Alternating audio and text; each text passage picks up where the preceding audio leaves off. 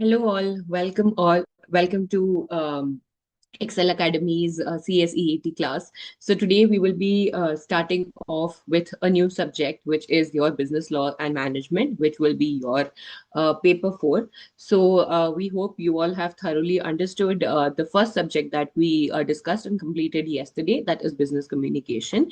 So today onwards, every Monday to Friday, we will be meeting at 11 a.m. So 11 a.m. to 1 p.m. will be your class timings for business law and management.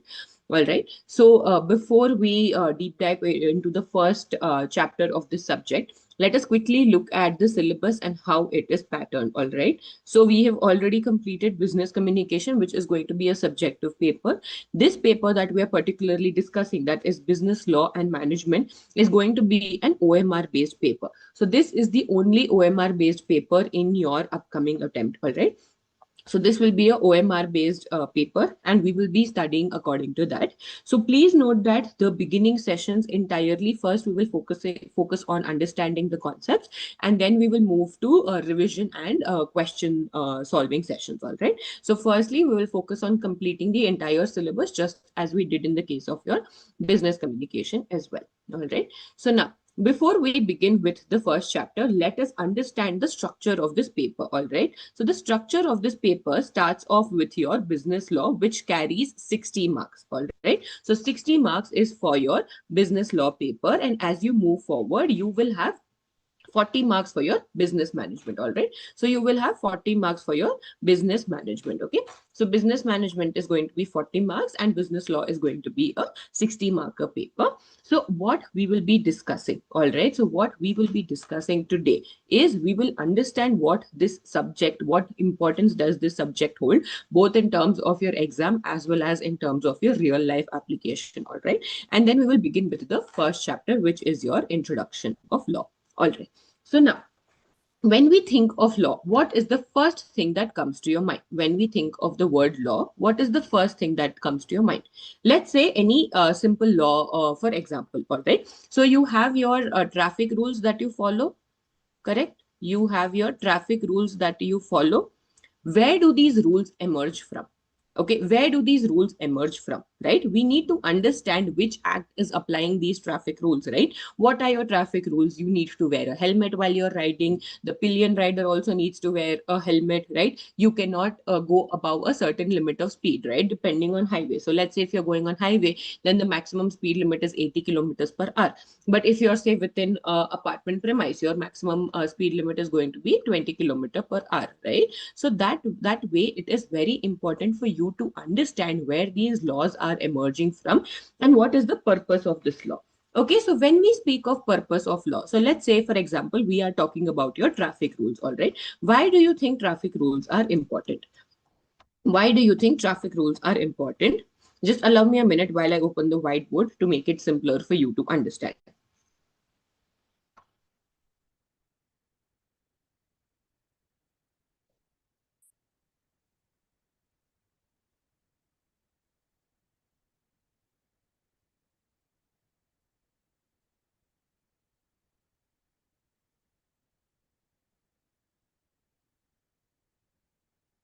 Okay.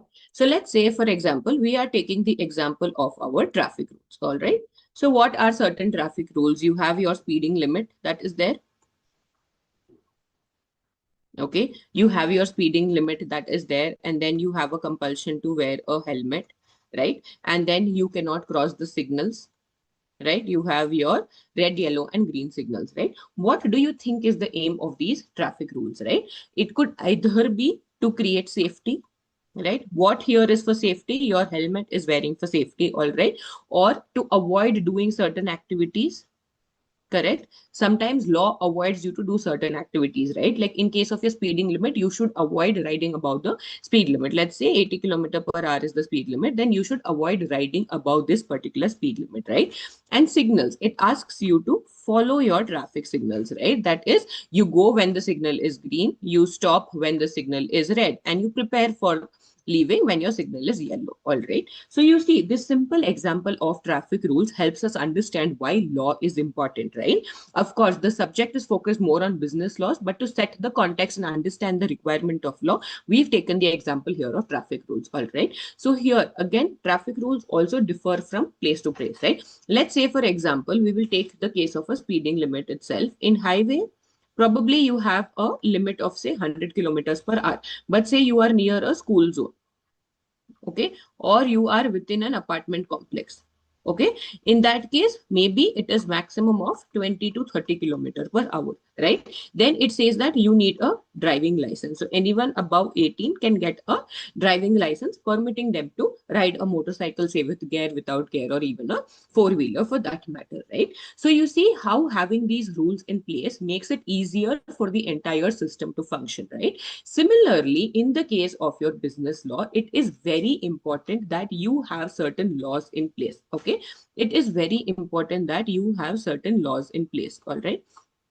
So in business laws, we will be studying in detail the various laws that are applicable to a company, what is required to be followed, what is not required to be followed. But today, to start off, we are going to understand what is law. Okay, what is law? The origin of law, the importance of law. All right. So let us begin the chapter with this. The second part. So this is going to be for your 60 marks, and the second part of the subject, which is your management, this is going to be for your 40 marks. Why is this subject important? Because it is the only subject which is your OMR based, which means that this is a highly scoring subject, right? You will have multiple choice questions. So it becomes very important for you to pay attention to this subject and focus on its concept, right? Again, once we have the laws, laws govern the business, management manages the business, right? What is the management saying? How will the company function? Let's say if we're taking an example of a company, how will the company function? What is its vision and mission? How will the employees be treated and handled, right? So these all form a part of your management. So we need to understand that both your law as well as management is extremely crucial for a business to function, right? Law is something that is external, correct, because it is imposed by a regulatory authority. Management is something that is internal, right? Who forms a part of your management? Say your board of directors, your CEO, your CFO, your managers, right? All of these form a part of the management of the company. All right. So today's class, we will be starting off with the first chapter of business law. And as we progress, so again, like we've been mentioning, please understand these subjects not only from an exam point of view, but from an application point of view as well.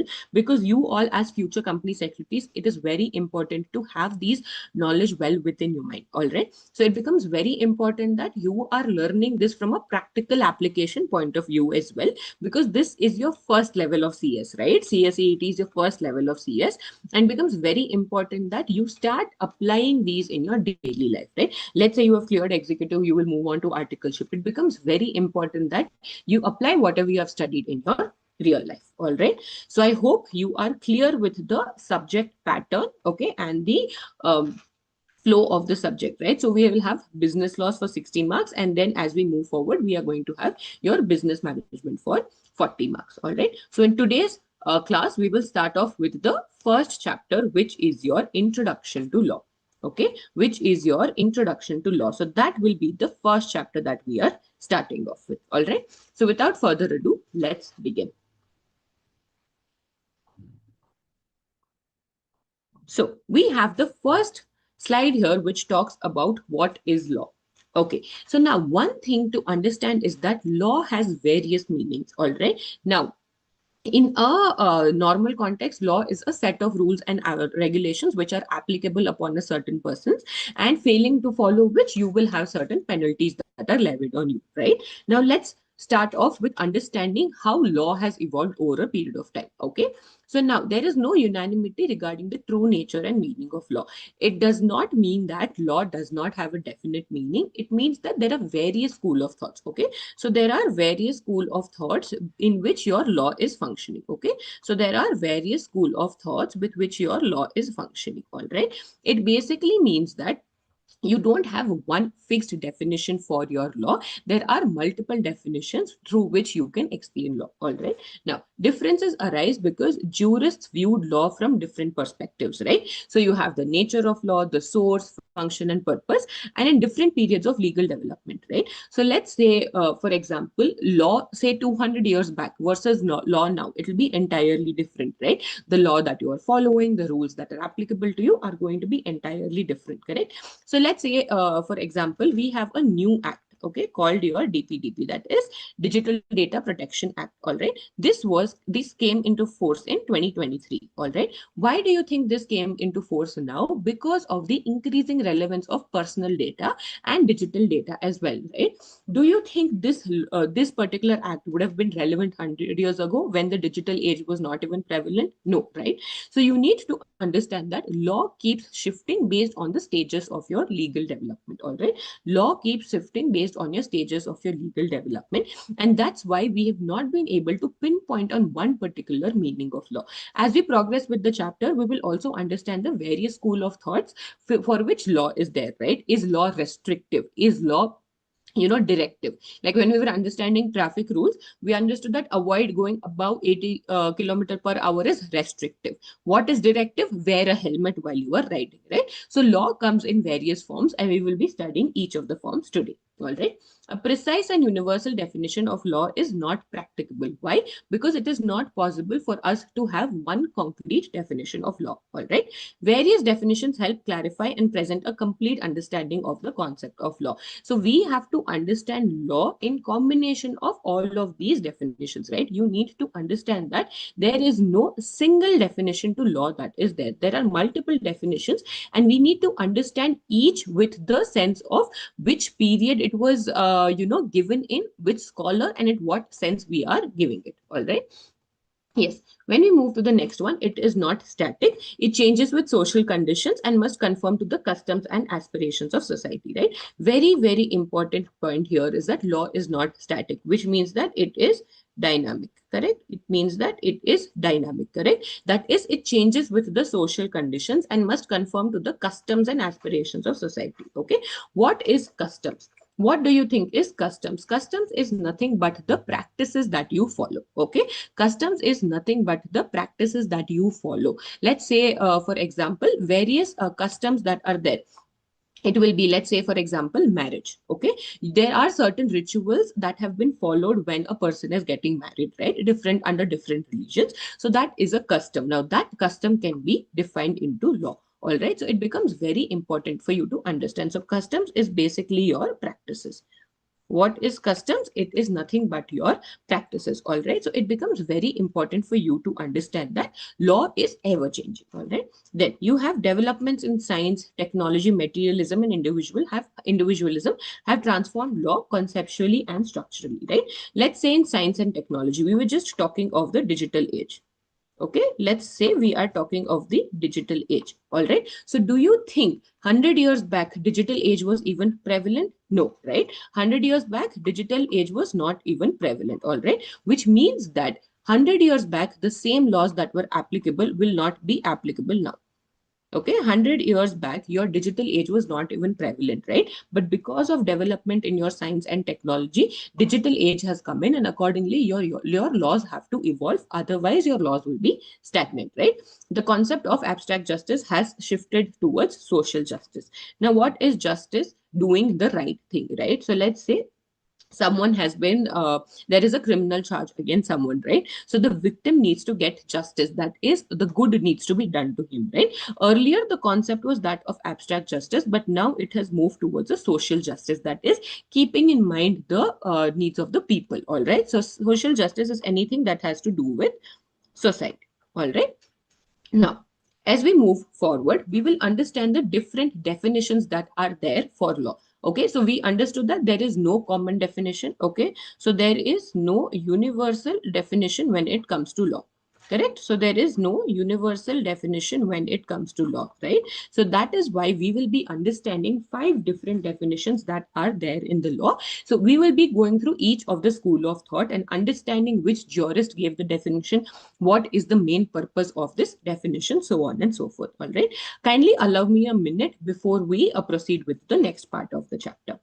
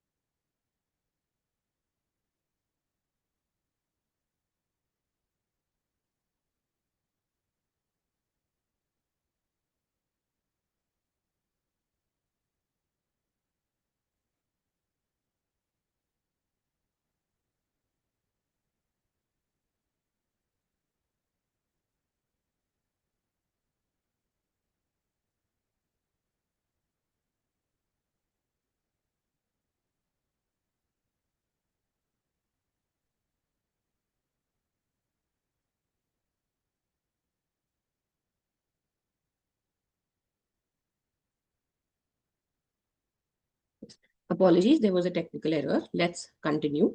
So we were discussing the different definitions that are there of law. So the first one, we will start off with the natural school that is there. All right. So what does natural school tell? So this is a definition which have been given by Roman and other ancient jurists, right? So there's the first one by Alpian, which says the art of or science of what is equitable and good. All right. So natural school focuses on what is equitable and good, right? Then you have the next one by Cicero, which says law is the highest reason implanted in nature. All right. So now the next one, Justinian's I Digest defines law as the standard of what is just and unjust, right? So we were just discussing the concept of justice, right? We were just discussing the concept of justice, which means that what is good and what is not good, right? Now, in Roman definitions, justice is the central and guiding element of law, all right? So in Roman definitions, which one is the Roman definition? The one by natural school is that of the Roman definition, right? So according to that, your justice is the central and your guiding element of your law, all right? Now, John Salmon defined law as the body of principles recognized and applied by the state in the administration of justice. All right. So they say that according to natural school, in that particularly by John Salmon, law is the body of principles recognized and applied by the state in the administration of justice. All right.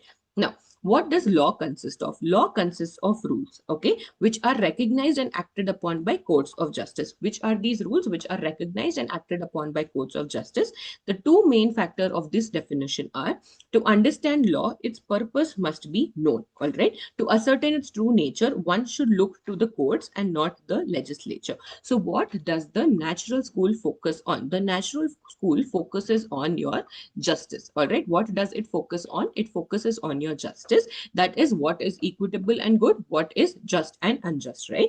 And here, one main important point to understand here is in your Roman definitions, justice is the central and guiding element of law. All right. Justice is the central and guiding element of law. So we will first understand all the 5 different school of laws that exist. And towards the end, we'll also give a short comparison to see how one school of thought is different from another. All right. So in case of your natural school, what is it that you have to remember? First one, it is given by your Roman and ancient jurists. All right. It focuses on what is equitable and good, focuses on what is just and unjust, right? And then its main thing is that the purpose of the law should be known, right? What is the reason this particular law came into picture, right? So when we are talking of digital age, right, why do you think law came in specifically to protect your digital data, right? Because your cyber crimes are increasing, all right? So to protect that, to protect users against cyber crime, a law to regulate your digital age has come in, right? So that is why you need to understand the purpose for which this particular law was set up, all right?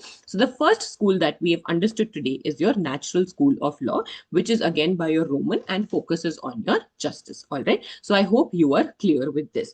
Now, as we move to the next one is your positivistic definition of law. All right. So how is it defined? So John Austin defined law as, in the positivistic definition, as the aggregate of rules set by a politically superior to political subjects. All right. So here it focuses on your authority. Okay, whom does it focus on? It focuses on your authority. All right. So who is your authority in this case? The authority in this case is the one who is politically superior. All right. To political subjects. Who are the subjects? The one who follow the laws or rules. All right. So in positivistic definition of law, we speak of the sovereign. Okay. Saying law is the command of the sovereign. All right. So our focus shifts from justice to having an authority in place, right? Who is the authority that we are talking about here? Politically superior authority to your political subjects, and law is the command of the sovereign. All right. So now law imposes a duty, okay, obliges a certain course of conduct and is backed by a sanction. All right. So let's say, for example, in our traffic rules example itself, okay, in our traffic rules example itself, so it imposes a duty. Okay, it is your duty to wear a helmet, okay, or wear your seat belt when you are driving a four-wheeler, correct? So it is your duty to follow this, correct? And obliges a certain course of conduct. What are these? How are you maintaining decorum while you are riding or driving, right? And is backed by a sanction. Now let's say, for example, there was a law saying you need to wear a helmet, but there was no fine to it. okay, then in that case, would you still follow it? No, maybe not, right? So in that case, what happens is you need to back this by a sanction, all right? That is, let's say, for example, there is a rupees 1,000 penalty if you are not wearing your helmet, right? Then people will adhere to the law. All right. So this is in your layman context. Let's say, for example, from a company point of view. Okay, from a company point of view, there is a mandate that you need to file your annual return every year, okay, within 60 days of your annual general meeting, right? So this is a duty, correct? It is a duty that is imposed on a particular company, right? Obliges a certain course of conduct that you need to do the filings within due course and is backed by a sanction. Okay, so what is the sanction here? So there will be late fee. Okay, there will be late fee if you're filing this annual return late. And let's say for a period of 2 to 3 consecutive years, you have not filed itself, then your company may be considered a dormant company as well. That is, your company will be considered that it is not functioning at all, right? So that is why it is very important that along with the duty that law imposes, there's also a sanction. Why? Sanction imposes you to follow that duty, right? Sanction encourages you to follow that duty. All right. So positivistic, there is a authority, okay, and we say that the law is the command of the sovereign, right? When we spoke of natural school, what was it focused on? It was focused more on justice, whereas positivistic is focused more on the sovereign or the superior authority. All right. So three elements of law: command, duty, sanction, right? Command. Who gives the command? Your superior authority gives the command, right? Your superior authority gives the command. Whose duty is it? It is the duty of the subjects, okay? It is the duty of the subjects to follow the law. And sanction, again, who gives the sanction? Your superior gives the sanction if the subject does not follow it. All right, your superior could be any authority. So for different laws, different authorities are there. So depending on the law that you are following, the superior will differ as per that. All right, next. So in the next definition, we have Hans Kelsen propounded the pure theory of law, that law is a normative science. All right. So now the last point that we have here is legal norms are ought norms, distinct from is norms of physical and natural sciences, right? So now ought norms is something that you must do, okay? Something that you must do. In these two examples, what were we required to do? We were required to wear a helmet, right? As a company, we were required to file annual return, right? So this is nothing but ought. Ought is basically you are required to do. Okay, you are required to do a particular activity or action, and if you do not do that, then in that case there is going to be some sanction that will be levied on you. All right, so I hope you have understood the positivistic definition of law. All right, just to give a quick contrast, your natural law focuses on your justice, and your positivistic law focuses on the sovereign or the authority. All right, so I hope you are clear with these two schools of law. Now let us proceed with the next one. So the next one is historical. All right, historical. So as the name suggests, law is found and not made. Okay, so law is found and not made. Why? That is, law already existed. Okay, it means that law already existed. Okay, law already existed. So we have Savigny's theory of law, which can be summarized as follows, right? Law is a matter of unconscious and organic growth. All right, therefore law is found and not made. Okay, so law is not universal. This is something that we understood in the introduction of law itself.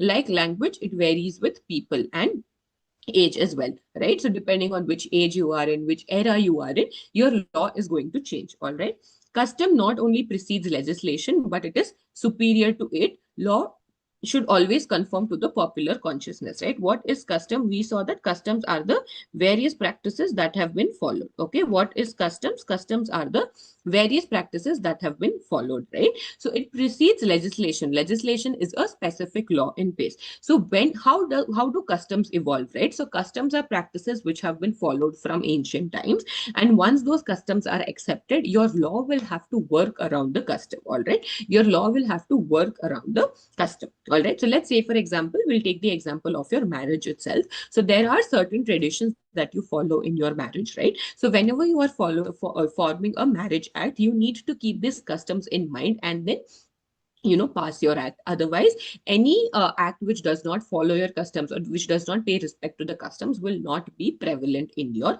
current age. All right, So law has its source in the common consciousness of the people, okay? In the common consciousness of the people. That is, people's spirit matters a lot when you are forming in law. According to what? According to your historical school of thought, right? Legislation is the last stage of lawmaking, and therefore the lawyer or the jurist is more important than the legislature, all right? So here we are saying that your customs are more important than your legislation.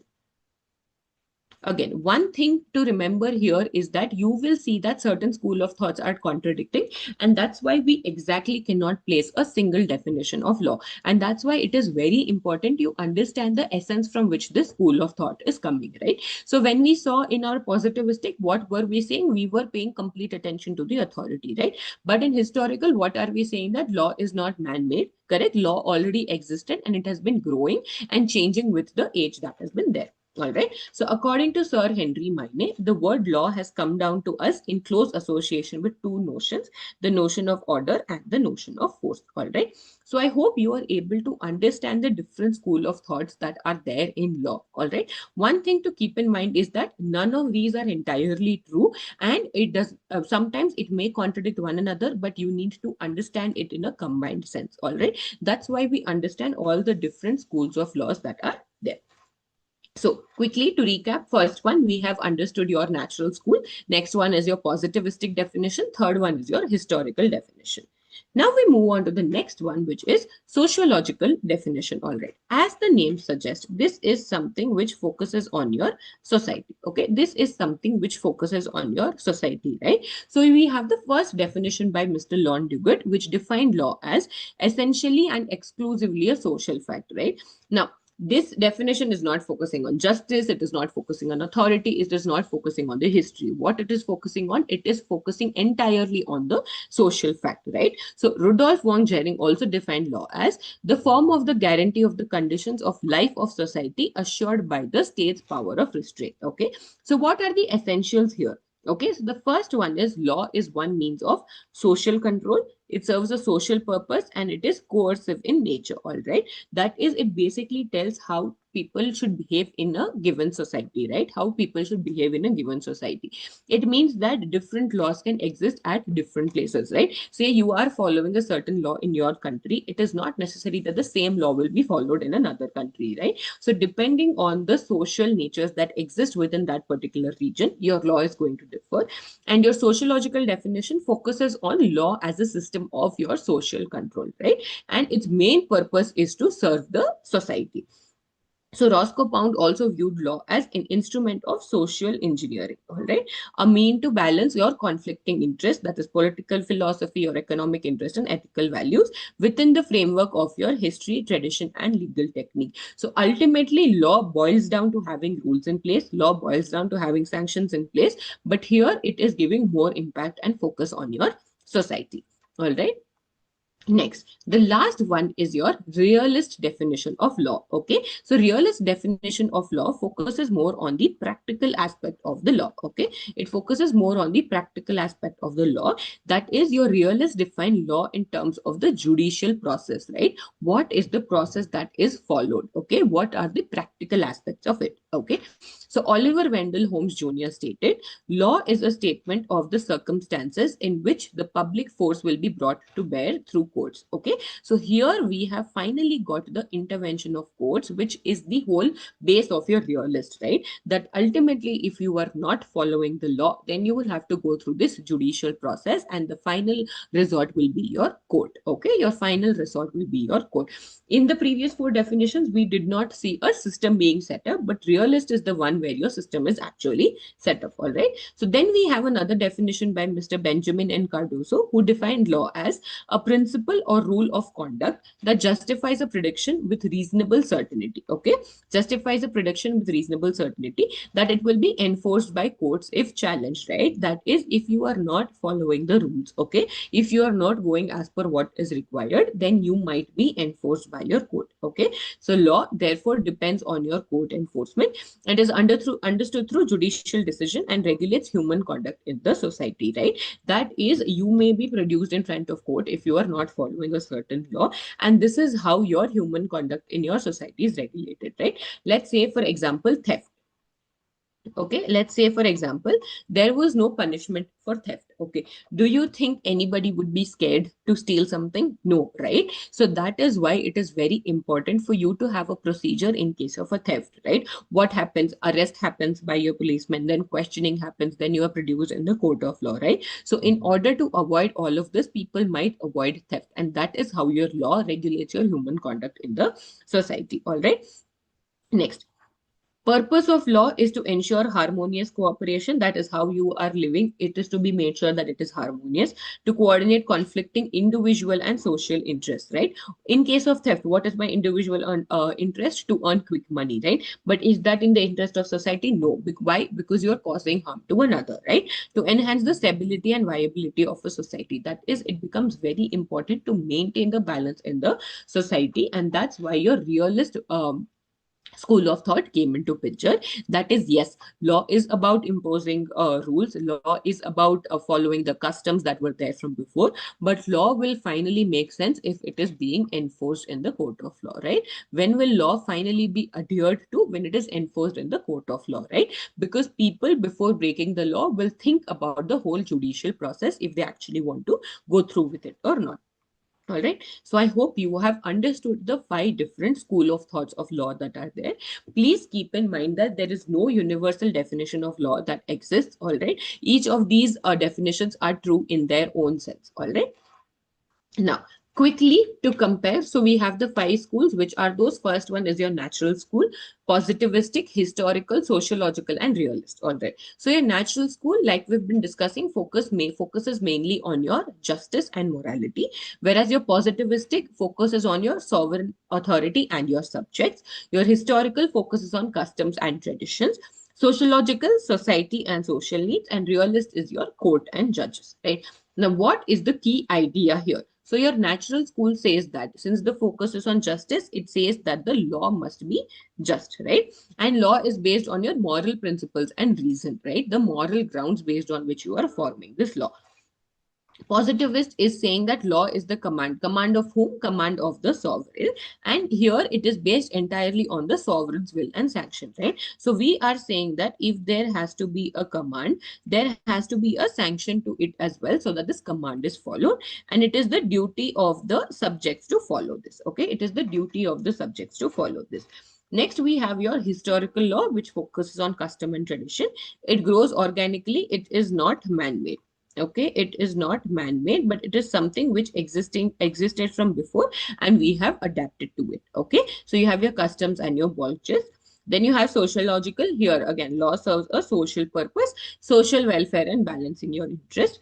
And realist says that law is what the courts enforce, right? Here it finally comes to the enforceability of the law, saying law is what the court enforce, and it focuses on your judicial decisions, that is decisions that have been passed by whom? By your judges and your courts. All right.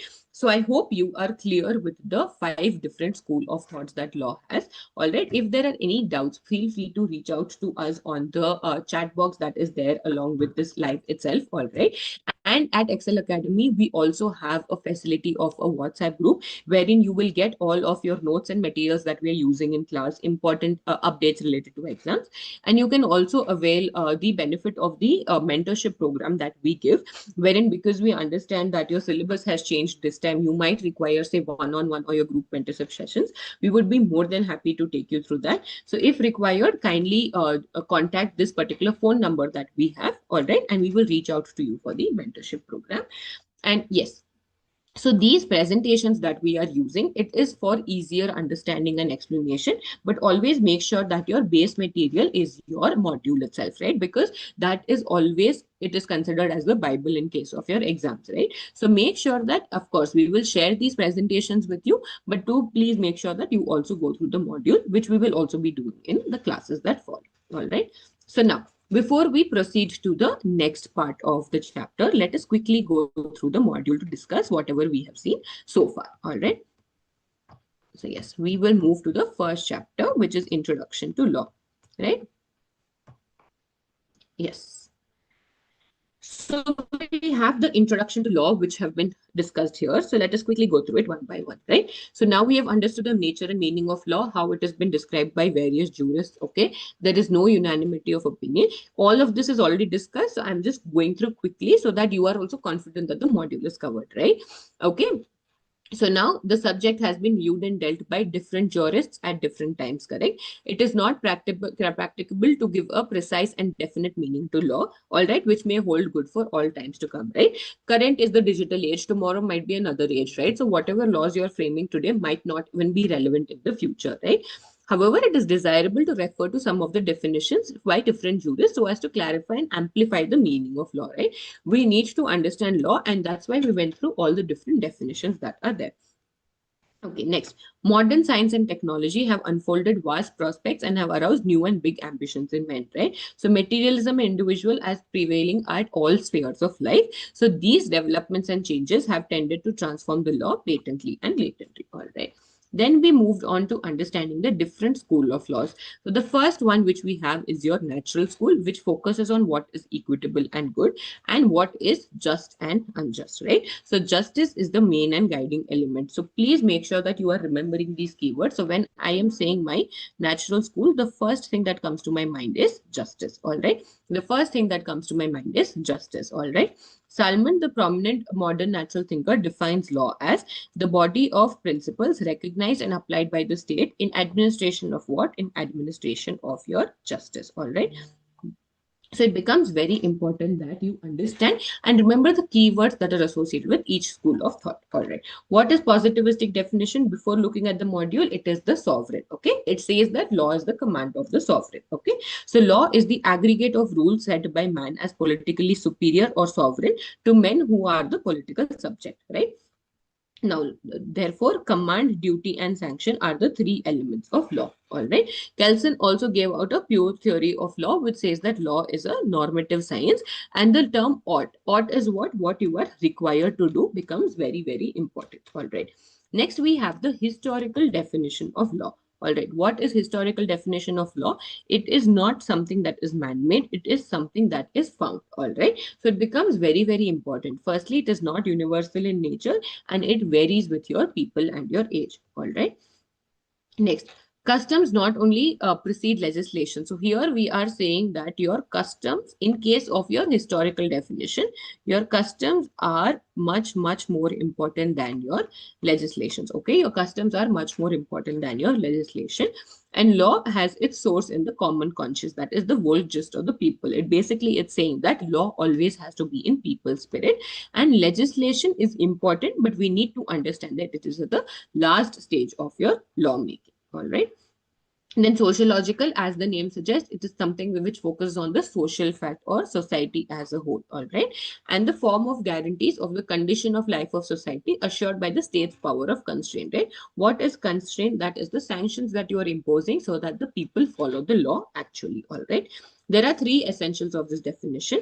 That is, it is social control, it serves a social purpose, and it is coercive in character, right? That it is persuasive in your character. And the last one that we have is your realist definition of law, which basically focuses on the practical aspect of it and calls law as a judicial process, right? It calls law as a judicial process. So according to Holmes, law is a statement of the circumstances in which the public will be brought to bear upon the courts, right? So it is a statement of the circumstances. So what is the circumstances? Let's say theft was one of the circumstances, right? In which you will be brought to the court and the court will decide what will be the judgment. All right. So principle or rule of conduct so established as to justify a production with reasonable certainty that it will be enforced by the courts if the authority is challenged. All right. So I hope we have understood the 5 different school of laws that exist. All right. Before we proceed to the next one, let's quickly summarize and understand the main characteristics of law and its nature. All right. So when we speak of the characteristics of law, all right, law presupposes the existence of state, right? What does the state do? It makes, authorizes, recognizes, or sanctions rules called the law. All right. So law is more important only than the existence of state will come in, right? Law is backed by the sanctions to ensure effectiveness, right? Again, very, very important, backed by sanctions. right? Time and again, this point will come up to explain it to you that without sanctions, people might not follow the law. Only if it is shown that this is enforceable, you will see following of the law. All right. Law is made to serve a social purpose or personal ends of a ruler, right? Although in today's time it is to serve a social purpose, ruler was more in the ancient times where kingdoms used to exist. All right. Nature of law, separate rules and principles are called law. Law may be mandatory, right? That is require an affirmative act. It requires you to do something, right? So let's say, for example, payment of tax. The government requires you to pay your tax, all right? Or we were also taking the example of your annual return, right? It means that you are required to file your annual return. On the other hand, you have prohibit, okay? Require negative conduct. Example, prohibition of certain acts, right? So in the company's perspective itself, let's say you cannot have, okay, you cannot have more than 15 directors. Okay, you cannot have more than 15 directors, right? This is a prohibitive law. And permissive law is allow certain conduct without requiring or forbidding it, right? So let's say, for example, mandatory is to file your annual return, but along with that we are saying, okay, you can also file the director's report along with it. It is not restrictive, right? We are not saying you cannot file, or we are not saying you must file. It is saying you can file, right? So when you're saying mandatory, it is must, okay? Prohibitive, it is cannot, and permissive is it may. Okay, permissive follows it may. All right, so that's how it is very, very important for you to understand that how law differs, right? What are the various kind of laws and how it differs from one another. All right, so I hope you are clear with this. Now, how laws are made effective? Again, how are your laws made effective? Firstly, very, very important, when your sanction is there. Okay, time and again we have been discussing that your sanction needs to be there, right? By awarding damages for injury due to disobedience, right? By compelling performance of an unfulfilled obligation, right? Let's say, for example, you had entered into a contract. Okay, you as a singer had entered into a contract and you did not show up at the event, right? So we will compel the performance. Okay, the court is going to compel the performance, saying you were under a contractual obligation to show up at the event and sing for the event, but you did not do that. So to make up for it, you will sing at another event, right? By preventing disobedience and by imposing punishment, right? So it becomes very important that your laws are made effective by doing what? By awarding your damages, right? By compelling performance, okay? By preventing disobedience and by imposing your punishment. All right. Next, how has your law developed, right? So of course your law has evolved over centuries. So present legal system consists of what? Your statutes, your judicial decisions, your customs, and your conventions, right? We will be understanding each one of these as we move forward with the chapter. So law consists of rules of conduct formulated by state in order to maintain peace and order in the society. All right, so now I hope what we have covered so far, we have understood the meaning of law. All right, we have understood that law does not have one universal definition. So we went across through definitions of 5 different school of thoughts. Then we understood why is law important and how can you make your laws effective. All right. Now, going further, in the terms of the Constitution of India, we have the meaning of law. All right. So, under the Constitution of India, the inclusive definition of the term law and laws in force have been provided under Article 13, Article 3 of the Constitution, which says law includes any ordinance, order, bylaw, rule, regulation, notification, custom, or usage having in territory of India the force of law. All right. So it has to be. Why are we saying the territory of India itself? Because it is for the from the Constitution of India, right?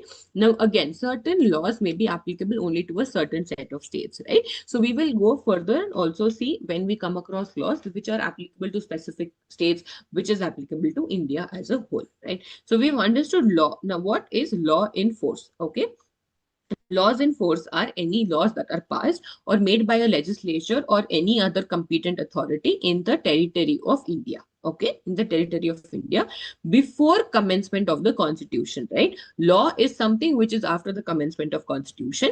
Law in force is before your commencement of constitution and not previously repealed. That is, although it was before the commencement of constitution, you have not disregarded it, okay? You have not discarded it at all. So it is not repealed, notwithstanding that any such law or any part thereof may not be operation either at all or in particular areas, right? So law in force specifically talks about the laws that were there before the commencement of your constitution. All right. So I hope you have understood the law in terms of your Article 13, sub Article 3 of your Constitution of India. All right. Now, let us move forward and understand the significance of law. All right. So we have seen that law is not static. It changes with your changing social circumstances and conditions. Then the focus has shifted from your abstract to your social justice. And the primary object of law is to maintain order, ensuring security for the future. All right. The prevailing law of the society must conform to general standards, customs, and aspirations of the people. All right. Development in science and technology, along with the growing materialism and individual, have transformed law both conceptually and structurally as well. All right. Now, what does law aim to do? It aims to provide socio-economic justice, remove imbalances in the social economic structure, and helps achieve the goals which are enshrined in your constitution. Why are we saying socio-economic, right? Because, of course, economic focuses on the economy at large, right? The money that you are earning. Whereas socio part focuses on the societal impact. So it is very important that you balance out both these aims. All right. So I hope you have understood the significance of law. Now, relevance of law to the modern civilized society. Right? Now, law performs important functions in supporting your civil society. That is, proper distinction of its role is necessary to avoid restriction or suppression of your civil society, right? So the rules that you are forming need to be reasonable, right? Need to be reasonable. You need to make sure that you are not restricting or suppressing your civil society, but you are regulating the conduct, right? So the aim of your law should be regulating your conduct. Okay, it should be regulating your conduct and not suppression. All right. So an enabling legal environment is essential for civil society to function effectively, right? Very important. It should be enabling. It should not be restrictive or suppressing. Law promotes and defends civil society when it supports and empowers it. However, law is sometimes viewed negatively as it may restrict or suppress freedoms. All right. So now again, very, very basic rule of your wearing your helmet, right? You might view it negatively that, okay, I am just traveling a short distance. What is the need for me to wear a helmet, right? But if you see, it is for your own safety, right? It is for the safety of the rider or the pillion that you are asking the people to wear a helmet when you're sitting on a two-wheeler, right? But some people might view it negatively and it may be said to restrict or suppress your freedoms, all right? So, however restrictive law may sound, it is very, very important to regulate your conduct in the society.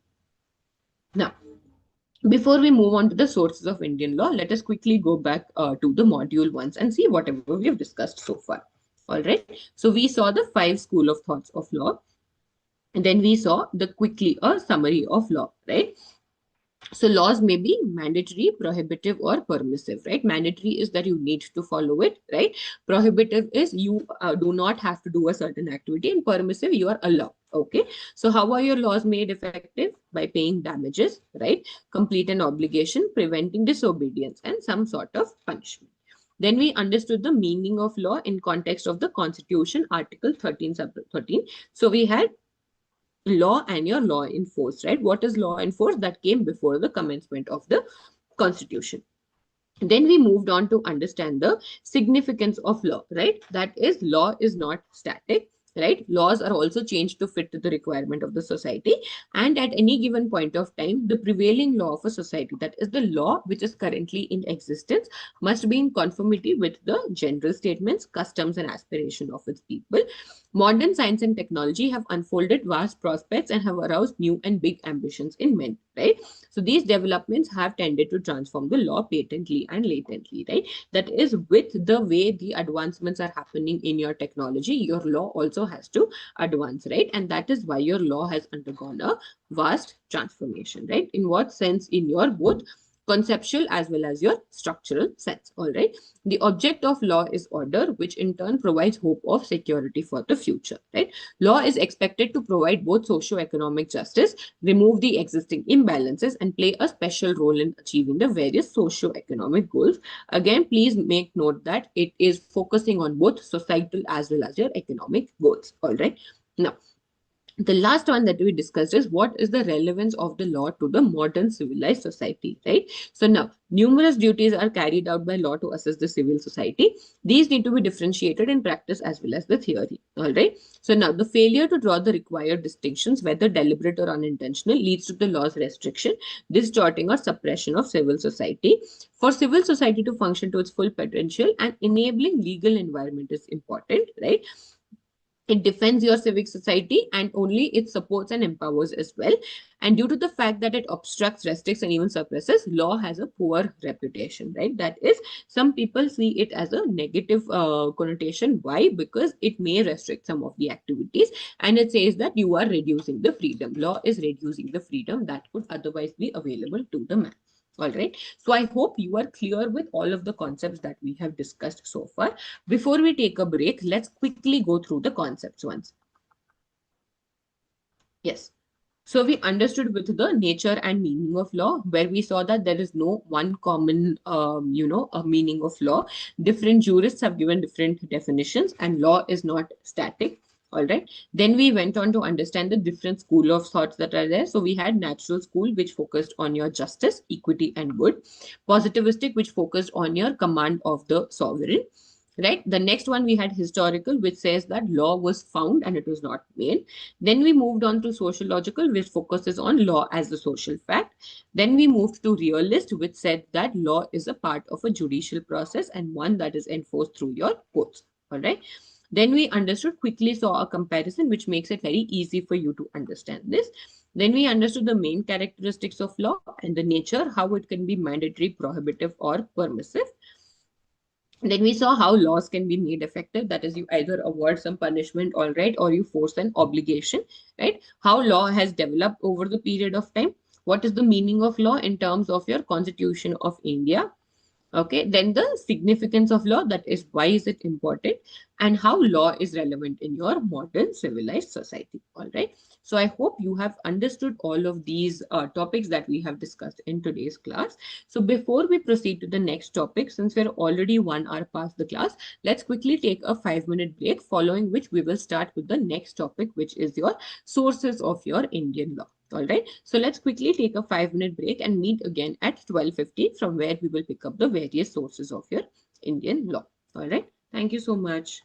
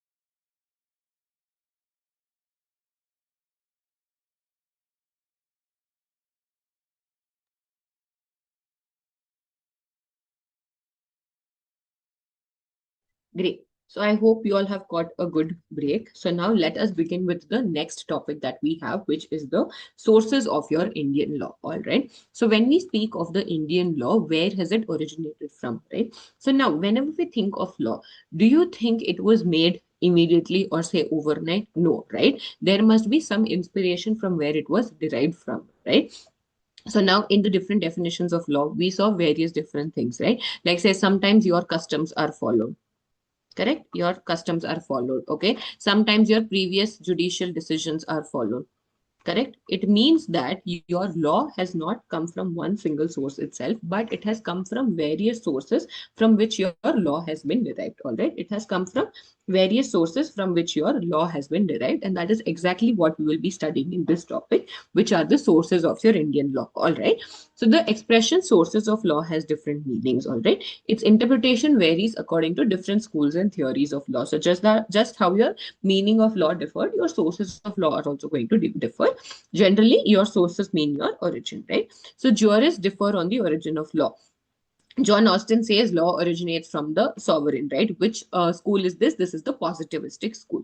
French Carr 170 says a law originates from the volkes, that is the general consciousness of the people, right? This is which the sociological definition. Sociological thinkers say law arises from various social factors. Theological view says law originates from God.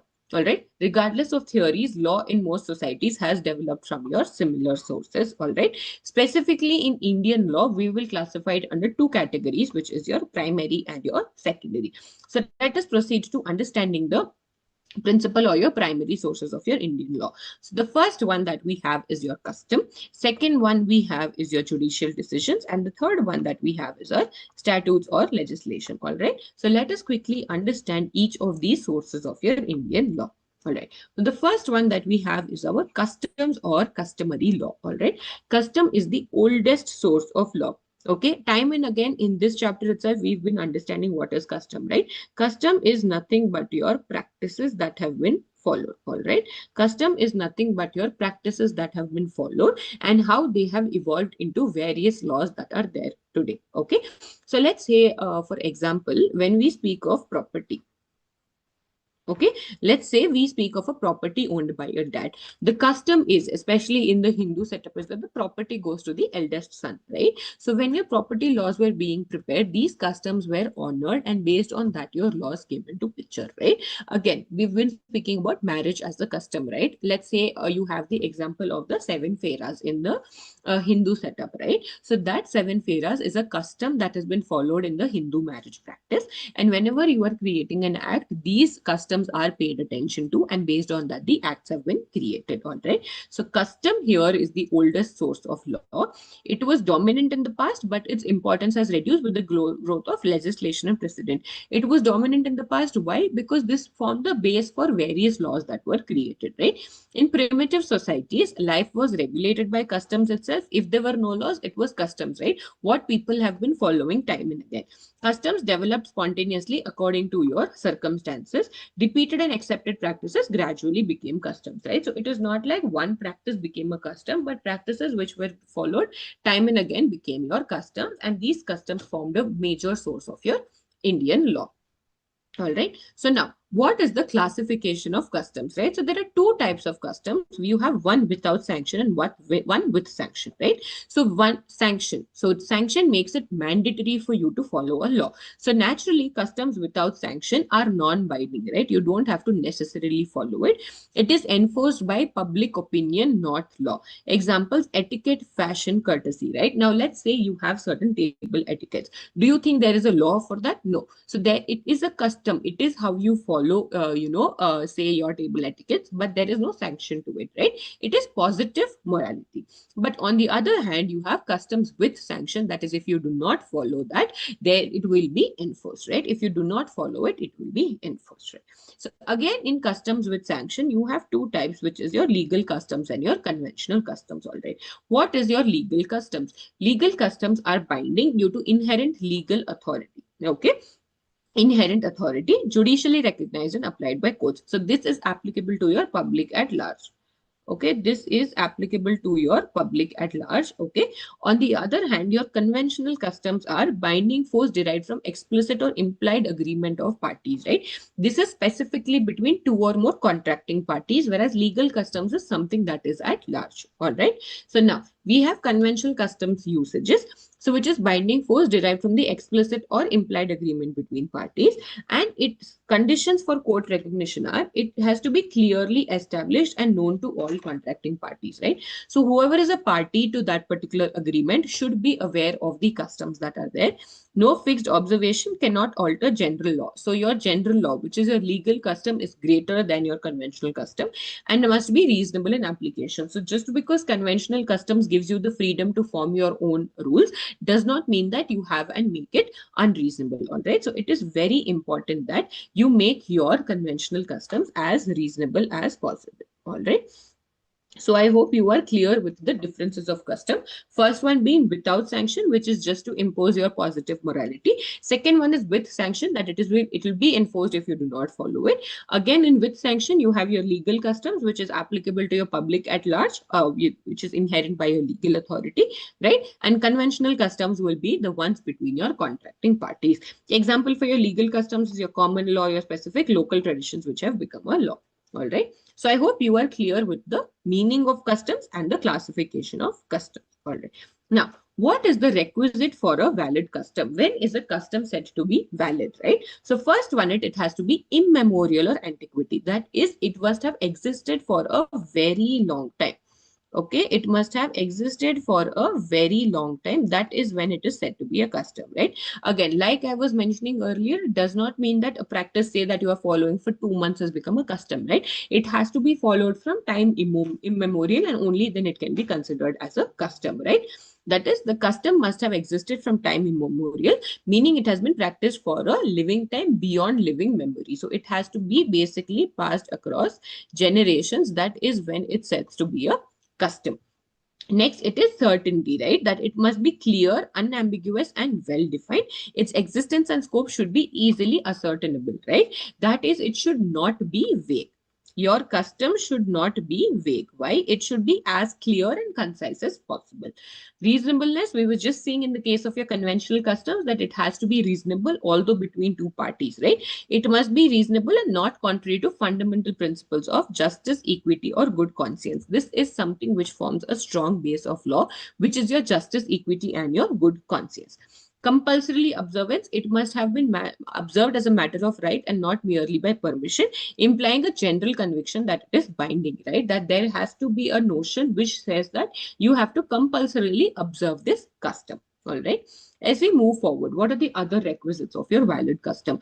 Conformity with law and public morality. All right. So just because you are following a custom, it should not be something that is inconsistent with your law. All right. Always your general law will prevail over your customs, right? Your general law will prevail over your customs, right? So let's say, for example, in the earlier days, there was a practice where if the husband died, the wife had to sacrifice herself in the fire, right? Is that following with the general law? No. So that custom will no longer be valid and it will be repealed, all right?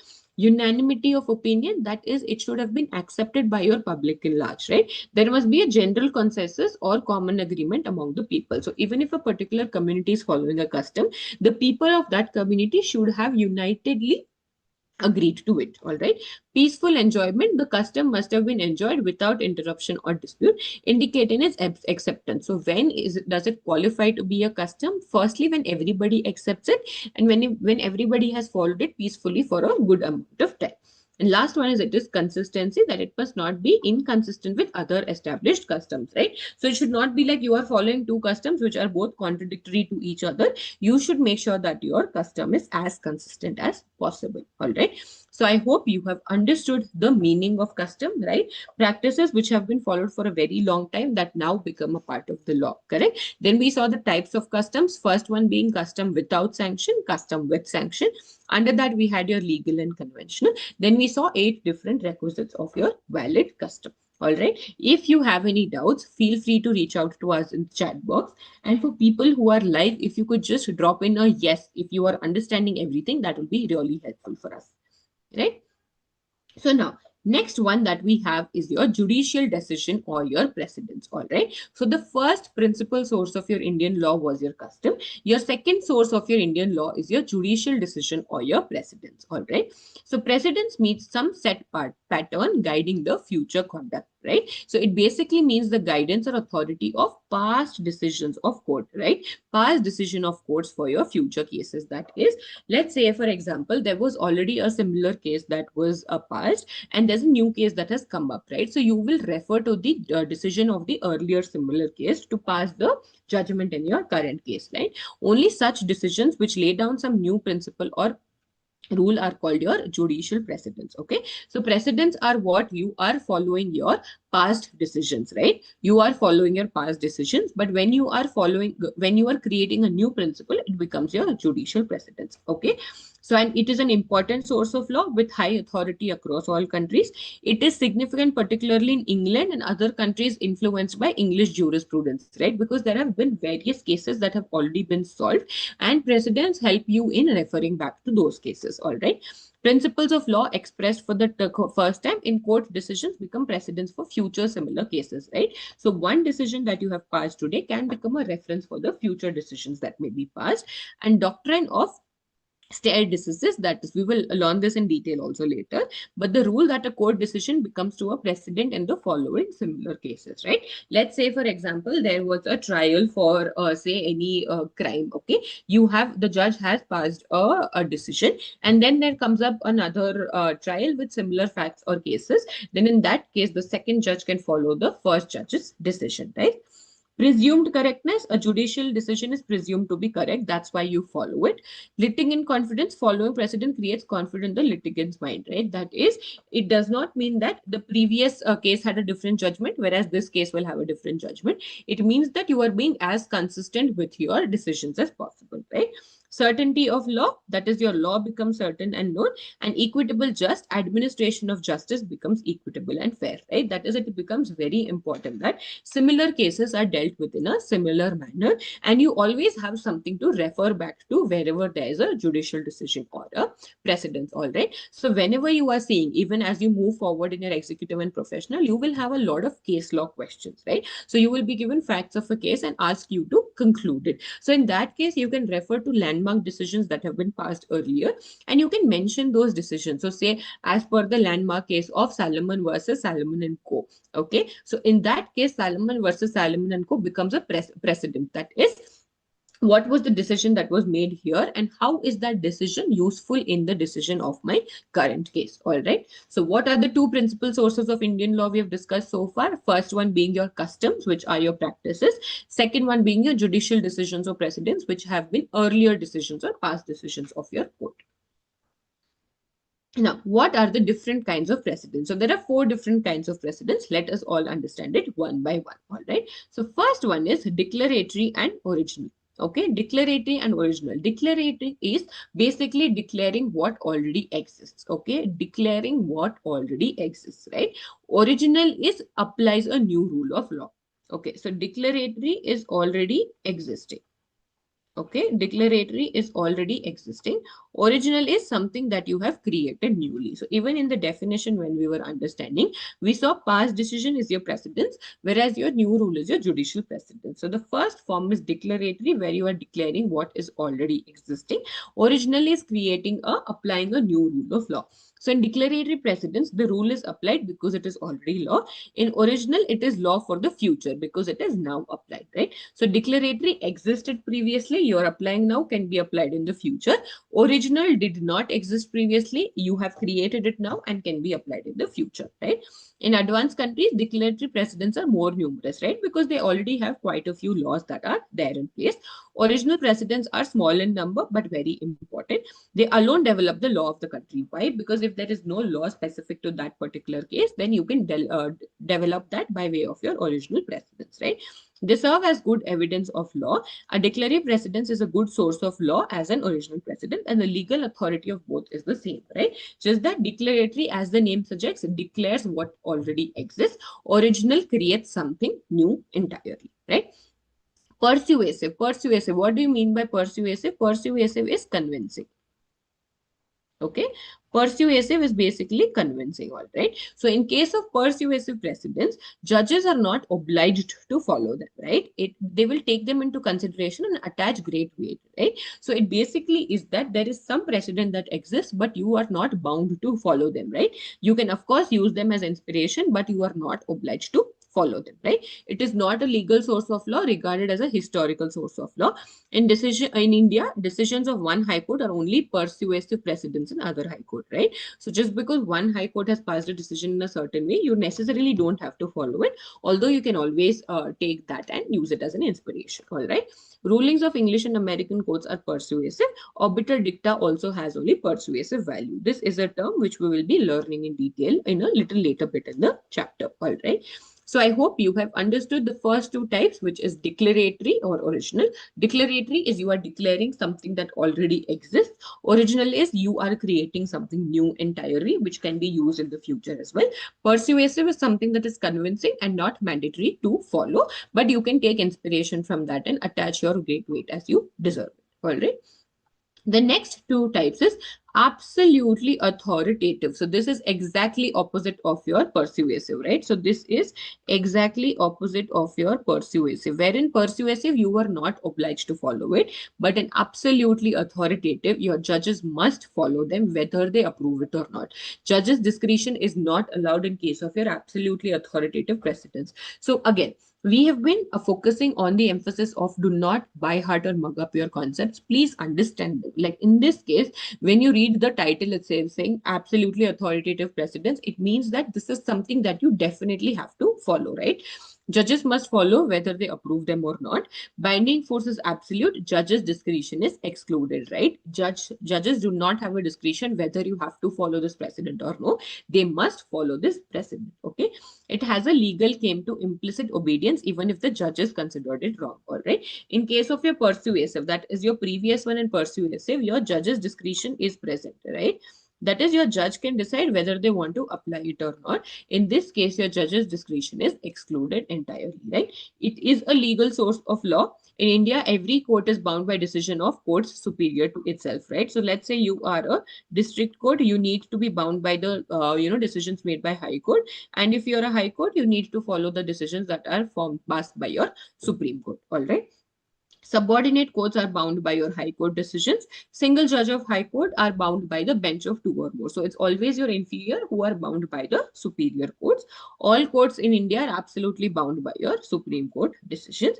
In England, House of Lords decisions absolutely binding on all inferior courts. So here, House of Lords is the decision, and Court of Appeal decisions are absolutely binding on itself, right? So absolutely authoritative, as the name suggests, they are those precedents which the judges have to follow, all right, and their discretion is not allowed to be practiced. And every court that is that exists, it has to follow the decisions of its superior, all right? And next one is conditionally authoritative. Again, it is authoritative but conditionally, right? So though they are ordinarily binding before which it is cited, it is liable to be disregarded, right? It is not absolute, that it is not like whatever the circumstance you have to follow it. In case of circumstances in your conditionally authoritative precedents, you can disregard it, okay? So court is entitled to disregard a decision if it is wrong.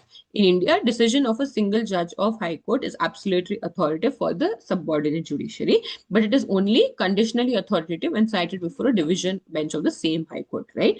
So high court to a lower level court, absolutely authoritative. High court to another similar bench of the high court, it is conditionally authoritative.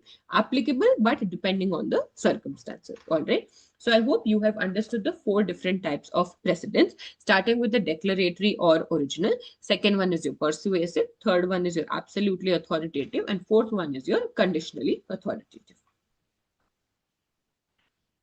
Yes.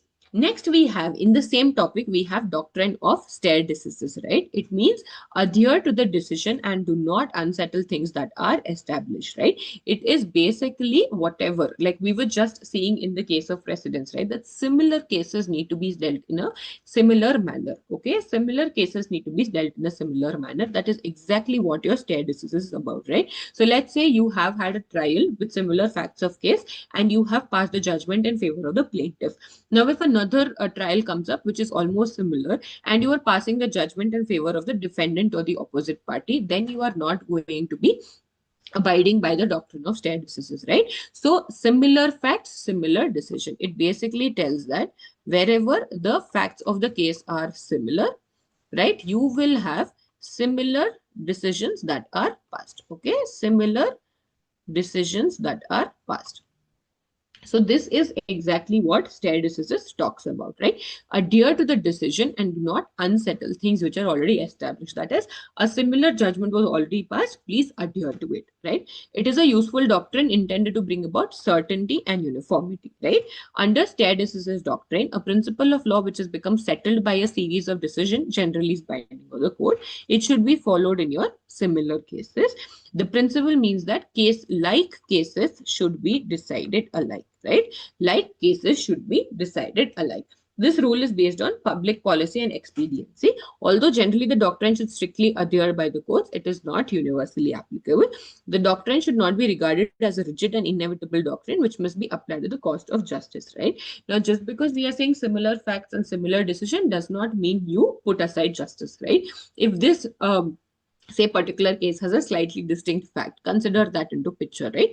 Don't blindly go by stare decisis. Okay, take inspiration from that, but do not blindly go by it. All right, so stare decisis, this is the line that you need to remember, that is, like cases should be decided alike. All right, now next one is ratio decidendi. That is, what is the base based on which you have made your decision.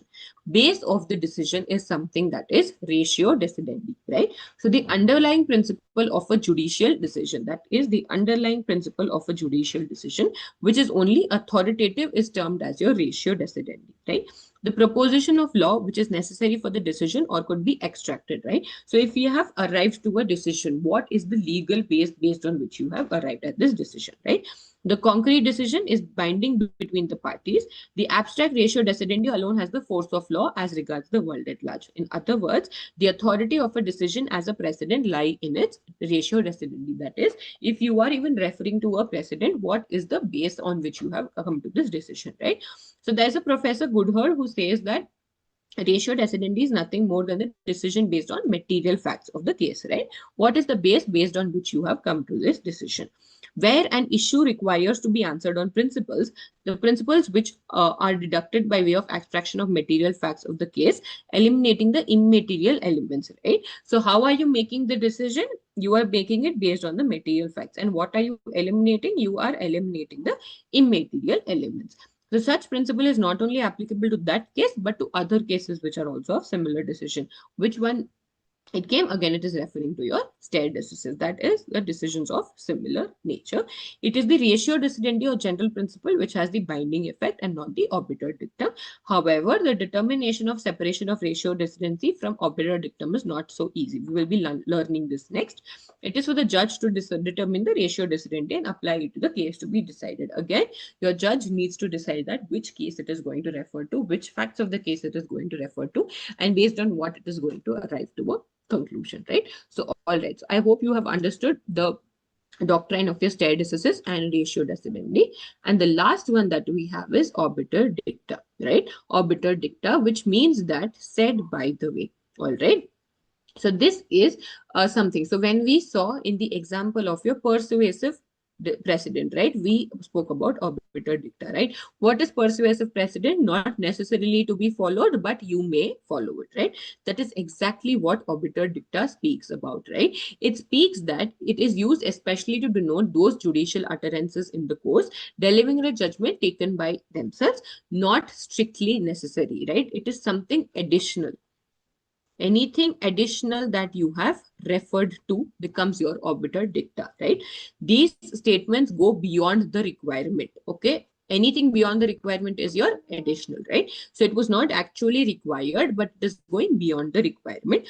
The judges are not bound to follow them. Very, very important. Which one is this? It is your persuasive precedent, correct? That is, you are not bound to follow them, although they can take advantage of them, correct? They sometimes help the cause the reform of the law. There are different kinds of various degrees of height. So in some obiter dicta are deliberate expressions of opinion given after consideration on a point clearly borne. It is quite often too difficult for lawyers and courts to see whether an expression is the ratio of judgment or just a casual opinion by the judge. It is open, no doubt, to the other judges to give a decision contrary to such obiter dicta, right? Because obiter dicta is not binding. Okay, it is something which is not binding, and hence it is on the judge to decide if they want to give a decision which is contrary to the obiter dicta. All right, so I hope you have understood the three doctrines here, starting with stare decisis, all right, which says that similar facts have to have similar decisions. Second one is your ratio decidendi, that is the principle based on which you have passed your judgment. And the third one is obiter dicta, which means any additional or persuasive precedents that you have used in passing your judgment. All right, so I hope you are clear with this. So two primary sources of Indian law. First one, we started off with the customs. Second one, we understood your judicial precedents. The third one, what we have is the statutes or your legislation. So statute or your legislation. So what is legislation? All right. So legislation is the source of law declared or promulgated by an authority duly empowered by constitution. So we were just seeing in the historical definition that your legislation is the last leg of your law, right? So it is the source of law which is declared, the final source of law which is declared, and how? By an authority who is duly empowered by whom? By the constitution. All right, now here there's a concept of a jus scriptum, which is a written law, and there's a jus non scriptum, which is the unwritten law, right? Like customs, if you see customs, they are not specifically written anywhere. Okay, they are not specifically written anywhere, right? It is something that has been followed for a long period of time. So it is very important. So this becomes your jus non scriptum. All right. On the other hand, your written law becomes your jus scriptum. All right. Then you have your statute law, which is created by legislation, such as Act of Parliament or your state legislatures, right? So it is very specific. Like let's say your IRDA, your Insurance Regulatory Development Authority of India, they have specific acts, right? Or your TRAI, your Telecom Regulatory Authority of India. So these are specific laws that have been created by acts of parliament. Okay, then you have two different legislations here. Again, the first one being your supreme legislation, the second one being your subordinate legislation. Okay, so what is supreme legislation? This proceeds from the sovereign power or directly from the constitution itself. So as the name suggests, your constitution is the supreme legislation in this case. It cannot be repealed or controlled by other legislative authorities, right? It cannot be repealed or controlled by others. So this is ultimate, right? On the other hand, subordinate, it comes from authorities other than your sovereign power, right? Who's the sovereign power in our case? It is your constitution. Its existence and validity depend on a superior authority, all right? So the third principal source of your Indian law is your statutes or legislation. What is the legislation? The source of law which is declared by an authority who's empowered by the constitution. You have jus scriptum, which is written law, jus non scriptum, which is not written law. Then you have your statute law by a specific authority. And even in legislation, you have two types with your supreme and your subordinate legislation. Supreme comes from your sovereign power or your constitution, and subordinate comes from anyone except your supreme authority. All right, let us understand subordinate legislation in detail now. So subordinate legislation is that which proceeds from any authority other than your sovereign power, dependent for its continued existence and validity on some superior authority, also known as the delegated or executive legislation, right? That it is not present by itself, but it is delegated, right? So legislative powers have been given to the judiciary, as the superior courts are allowed to make rules, right, for the regulation of their own procedure. The executive, whose main function is to enforce the law, is given in some cases the power to make rules, right? So in the Indian system, we have three parts, which is the legislative, the executive, and the judiciary. Okay, so legislative is someone who makes laws. Executive is someone who implements your laws. Okay, and judiciary is the one who interprets your law. If anything goes wrong, if any sanction needs to be given, then judiciary is the one who interprets the laws. Okay, so that is what is being explained here. Municipal bodies enjoy by delegation from the legislature a limited power of making regulations or bylaws, right? So legislation Legislative powers have been given to the judiciary, as the superior courts are allowed to make rules for regulation of their own procedure. So judiciary has some legislative power, that is power to make rules. And in some case, executive, the one who implements the law, is also given certain power to enforce your law. Okay, so the judiciary interprets or enforces your law. All right. Next. The state allows autonomous bodies like universities to make bylaws which are recognized and enforced by the court of laws, right? The rule-making power of the executive is hedged with limitations. The rule made by the executive are placed on table for both houses of parliament for a stipulated period, and this is taken as having been approved by the legislature. Such rules then become a part of an enactment.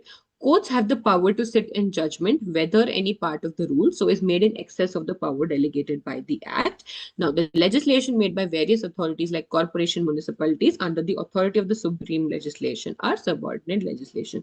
So one thing that you need to understand is supreme legislation is coming from your sovereign power, again, which is empowered by your constitution. Subordinate is to some extent dependent on your supreme legislation.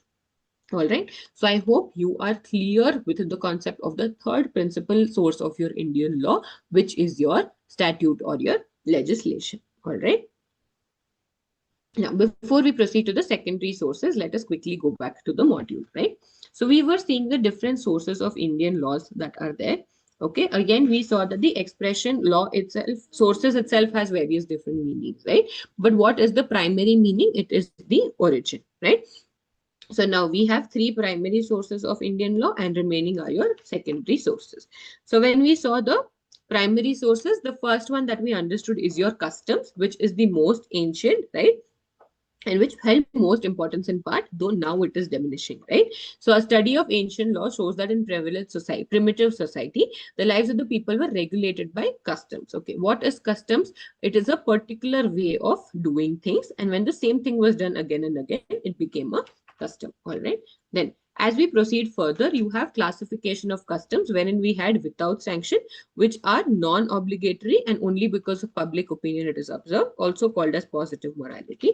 On the other hand, you had with sanctions, right? That is, which are the ones which are enforced by the state.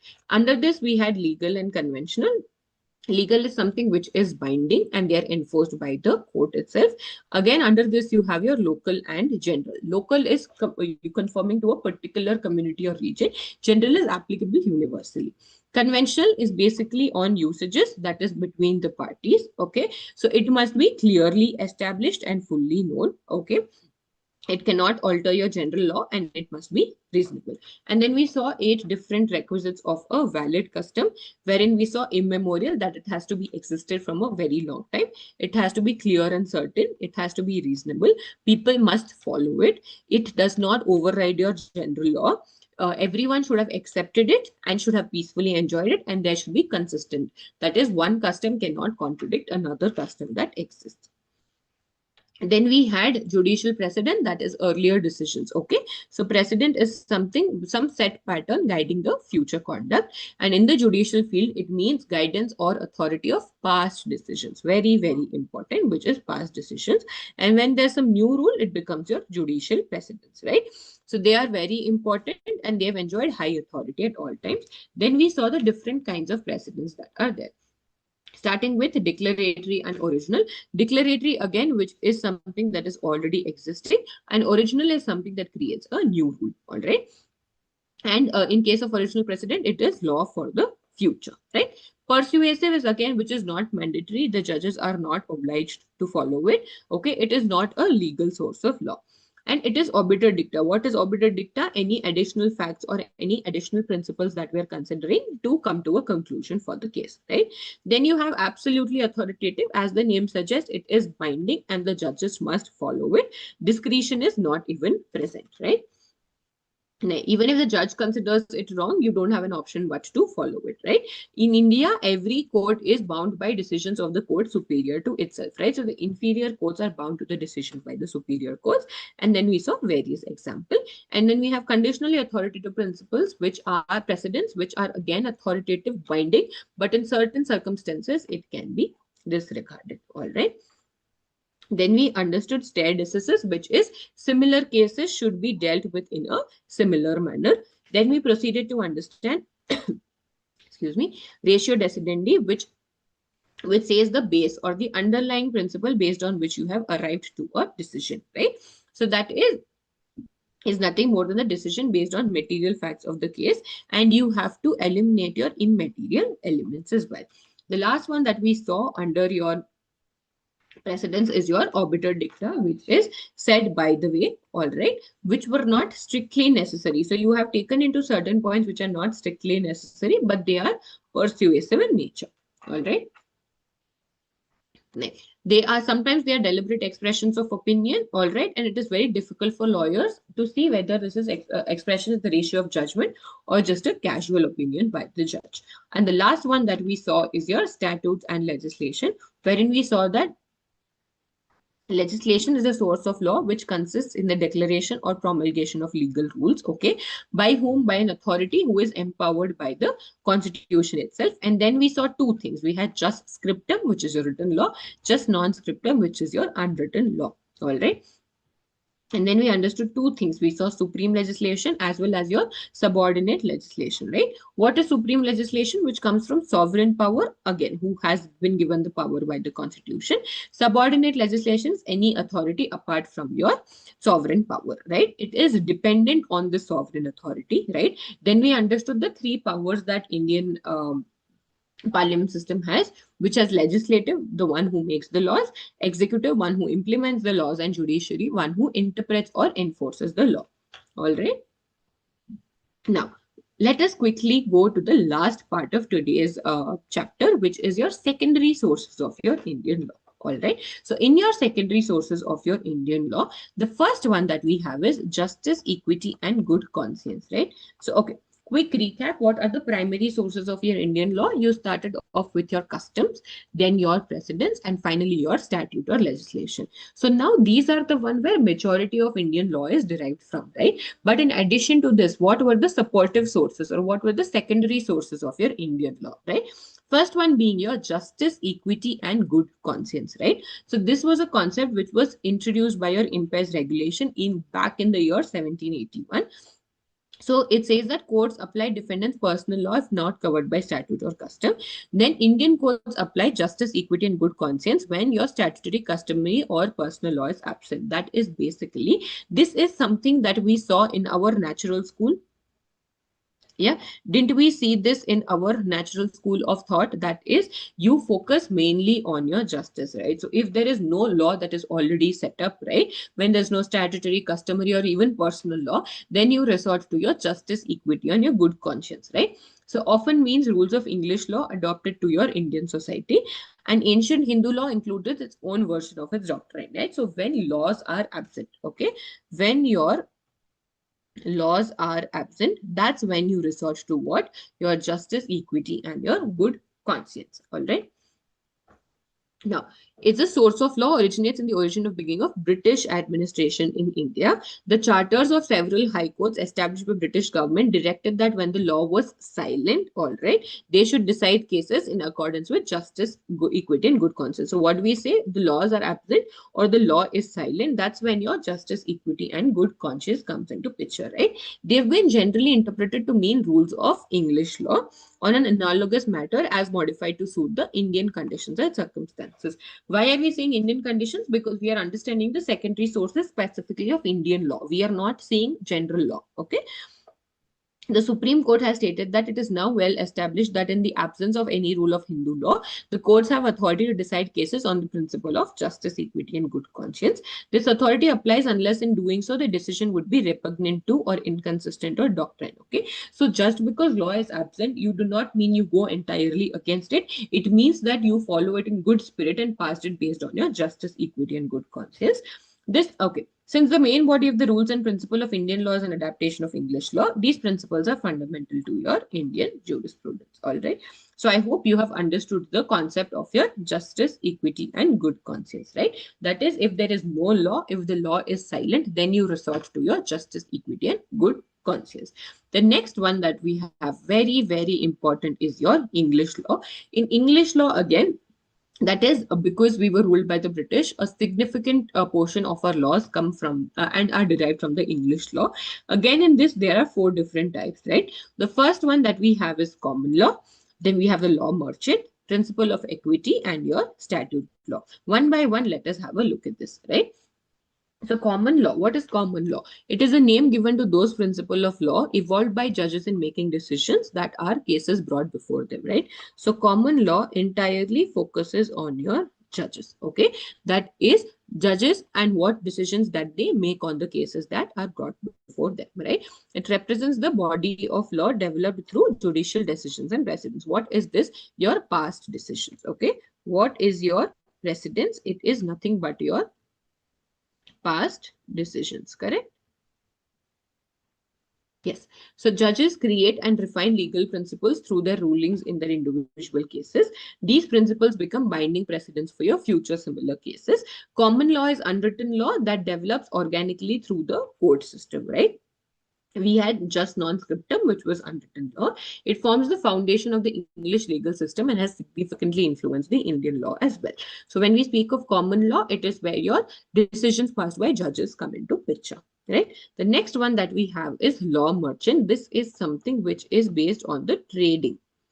Okay, that is the trades that were done between the merchants, right? It is the most important source of your mercantile law that is based on your businesses, right? It means those customs and usages which are binding on traders in their dealing with each other, right? Again, very, very important. So what was your common law based on? It was based on your judges. What is your law merchant based on? It is based on your trades, right? Before a custom can have a binding force of law, it must be shown that the custom is ancient. The custom must be general and command universal compliance, right? We were seeing in requisites of a valid custom that it should have been accepted by everyone and it should have also been enjoyed peacefully, right? In other cases, a custom has to be proved by the party claiming it. Law merchant governs commercial transactions and traditional practices. It represents the evolution of commercial law through your merchant practices and customs. So law merchant basically helps in acting as a source of an Indian law, especially on your mercantile law. All right. So what did the common law focus on? The decisions of the judges. The law merchant focuses on your mercantile law and trades, right?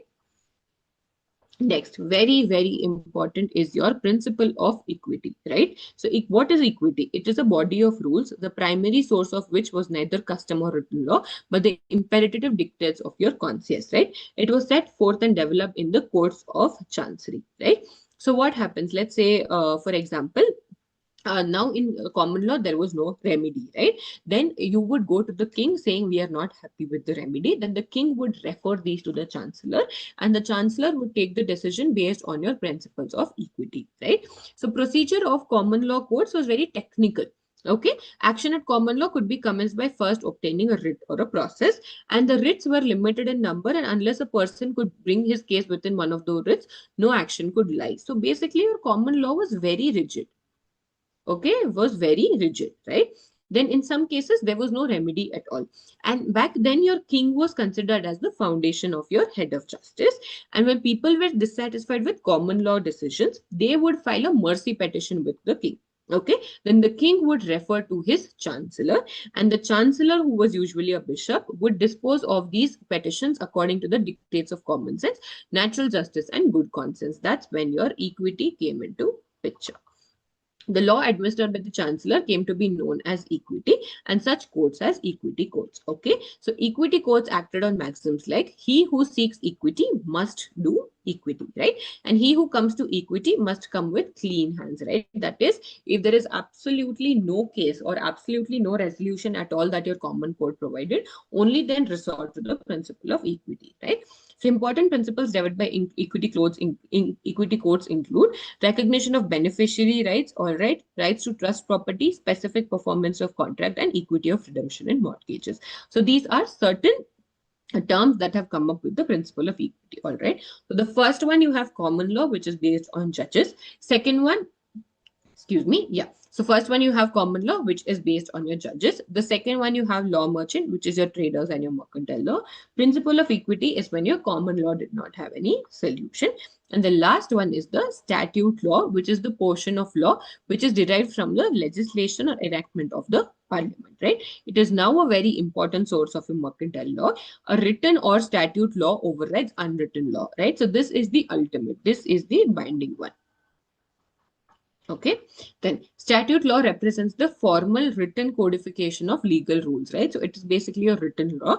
These are certain examples: English Partnership Act, Sale of Goods Act, Bankruptcy Act, English Companies Act, right? These statutes provide comprehensive framework for your commercial and your mercantile transactions, and they provide clarity, certainty, and uniformity in your legal rules. All right, so I hope you have understood the various different sources of English law and the further types within that as well, right? Now, to quickly just summarize the English sources of law. All right, so now let us go and quickly summarize this. All right, so when we say English law, okay, when we say English law, what is the first one? The first one that we have is your common law. Okay, what is common law? The decision that were passed by the judges. All right, then you have your second one, which is your trade or your mercantile law. Correct, which is your trade or your mercantile law, also known as your law merchant. Okay, the laws, the rules that were followed by traders and which gave a basis to your commercial or your mercantile law. Correct. Then came the concept of equity, wherein the procedure was if there was no, say, decision as per common law, correct? There was no decision as per common law. Then what happened in the ancient times? They would go to the king in council. Okay, they would go to the king in council. Okay, and the king would refer the matter to the chancellor, who was usually a bishop, and he would take a decision based on the principles of equity. Okay, and then the last one that we have is your statute, which is your written law, which is above all others in the current setup. And we saw various examples such as your Sale of Goods Act, your Partnership Act, your Companies Act, so on and so forth. All right. So I hope you are clear with the different types of sources of your English law as well. All right. Now let us move on to the next part of the sources of Indian law, which is your other secondary sources, right? So beyond the foundation English law, several other secondary sources are also there, okay? Which are legal commentaries. What are this? The scholarly writings and interpretation of your legal principles and statutes, right? International treaties, that is your agreements between other nations that also influence what you are doing, right? So let's say there's a Paris treaty specifically for your ESG, right? So if you have for your environment protection, right? So there was a Paris Convention based on which a treaty was passed. So if you are a part of that, then your laws need to include aspect of that so that you respect the treaty that you have signed. Your legal dictionary, which are your reference materials, your law commission reports as well. So official reports and recommendations that guides your legislative reform and your legal development as well. So in addition to the justice, equity, good conscience, and English law. These are the other secondary sources of your Indian law.